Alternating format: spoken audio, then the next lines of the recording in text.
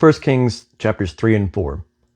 And Solomon made affinity with Pharaoh king of Egypt, and took Pharaoh's daughter, and brought her into the city of David, until he had made an end of building his own house, and the house of Jehovah, and the wall of Jerusalem round about. Only the people sacrificed in the high places, because there was no house built for the name of Jehovah until those days.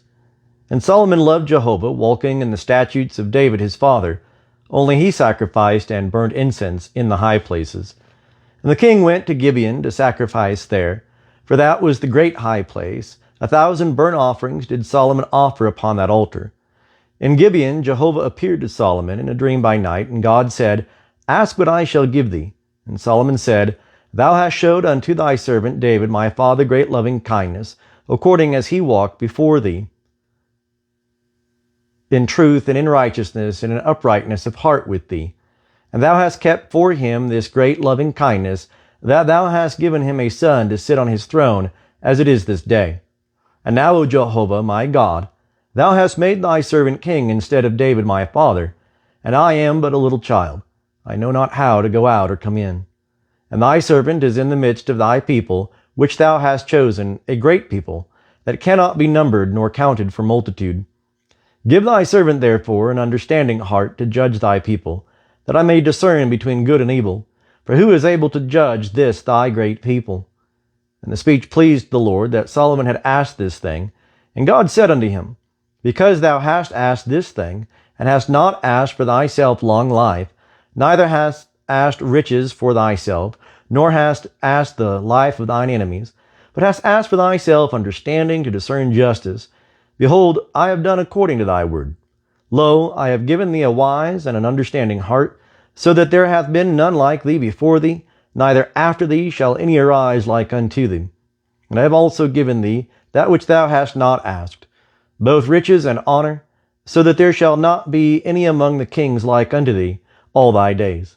And if thou wilt walk in my ways, to keep my statutes and my commandments, as thy father David did walk, then I will lengthen thy days.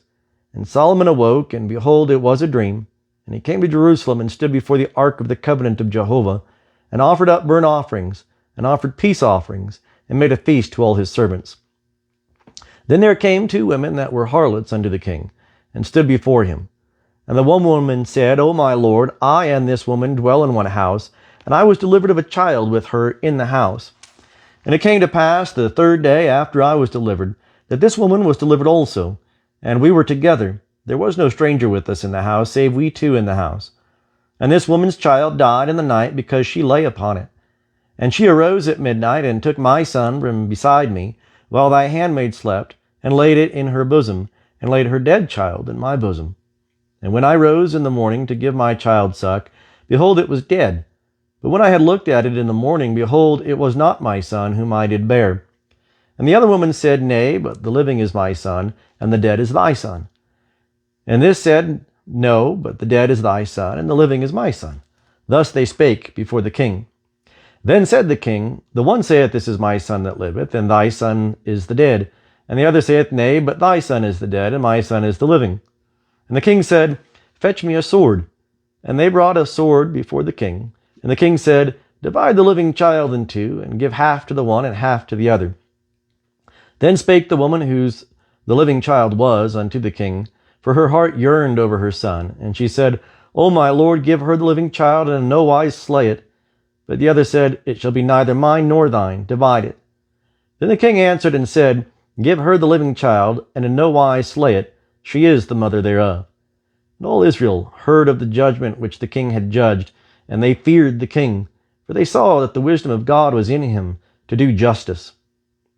And King Solomon was king over all Israel, and these were the princes whom he had: Azariah the son of Zadok the priest, Elishareph and Ahijah the sons of Shisha, scribes, Jehoshaphat the son of Ahilud the recorder, and Benaiah the son of Jehoiada was over the host. And Zadok and Abiathar were priests, and Azariah the son of Nathan was over the officers, and Zabud the son of Nathan was chief minister, and the king's friend. And Ahishar was over the household, and Adoniram the son of Abda was over the men subject to taskwork.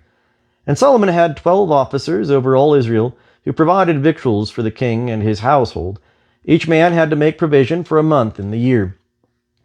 And these are their names: Ben-Hur in the hill country of Ephraim, Ben-Decker in Makaz and in Shaalbim, and Beth-Shemesh, and Elon Beth-Hanan, Ben-Hesed in Araboth. To him pertained Soko and all the land of Hepher. Ben-Abinadab in all the height of Dor. He had Taphath, the daughter of Solomon, to wife. And Baana, the son of Ahilud, and Taanach, and Megiddo, and all Bethshean, which is beside Zarathan, beneath Jezreel, from Bethshean to Abel-Meholah, as far as beyond Jokmeam. Ben-Geber in Ramoth Gilead. To him pertain the towns of Jair, the son of Manasseh, which are in Gilead. Even to him pertain the region of Argob, which is in Bashan, 80 great cities with walls and brazen bars. Ahinadab, the son of Iddo, in Mahanaim. Ahimaaz in Naphtali. He also took Basemath, the daughter of Solomon, to wife. Baana, the son of Hushai, in Asher, and Bealoth. Jehoshaphat, the son of Peruah, in Issachar. Shimei, the son of Elah, in Benjamin. Geber, the son of Uri, in the land of Gilead, the country of Sihon, king of the Amorites, and of Og, king of Bashan, and he was the only officer that was in the land. Judah and Israel were many as the sand which is by the sea in multitude, eating and drinking and making merry. And Solomon ruled over all the kingdoms, from the river unto the land of the Philistines, and unto the border of Egypt. They brought tribute, and served Solomon all the days of his life. And Solomon's provision for one day was 30 measures of fine flour, and 80 measures of meal, 10 fat oxen, and 20 oxen out of the pastures, and 100 sheep besides harts, and gazelles, and roebucks, and fatted fowl. For he had dominion over all the region, on this side the river, from Tiphsah even to Gaza, over all the kings on this side the river. And he had peace on all sides round about him. And Judah and Israel dwelt safely, every man under his vine and under his fig tree, from Dan even to Beersheba, all the days of Solomon. And Solomon had 40,000 stalls of horses for his chariots, and 12,000 horsemen. And those officers provided victuals for King Solomon, and for all that came in to King Solomon's table.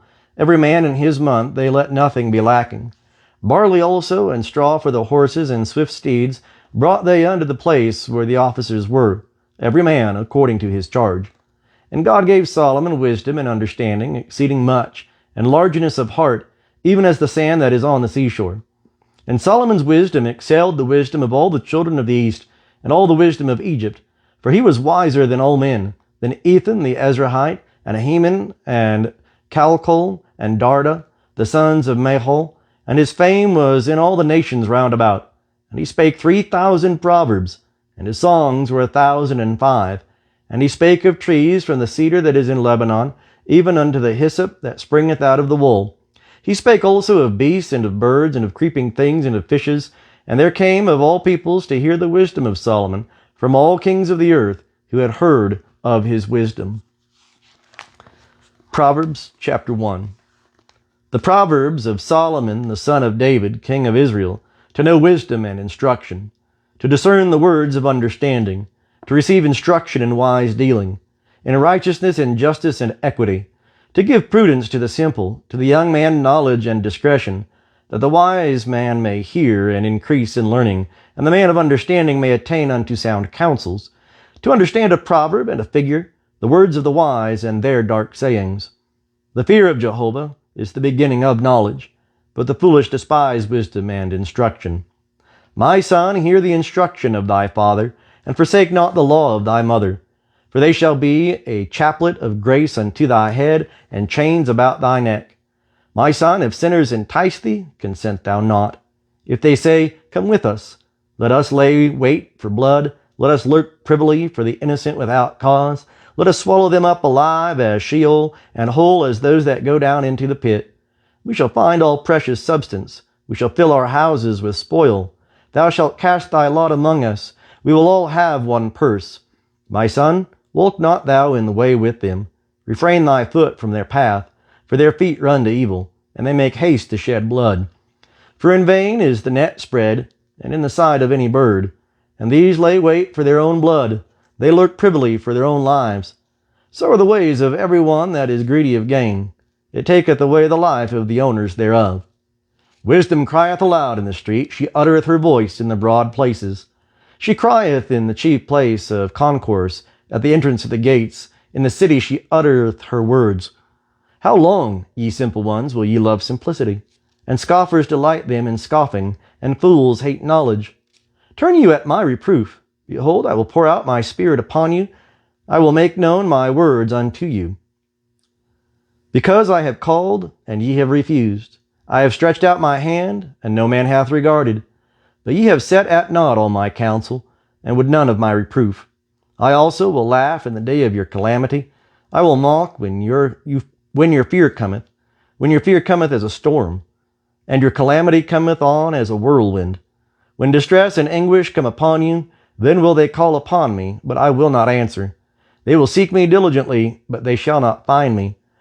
For that they hated knowledge, and did not choose the fear of Jehovah. They would none of my counsel, they despised all my reproof. Therefore shall they eat of the fruit of their own way, and be filled with their own devices.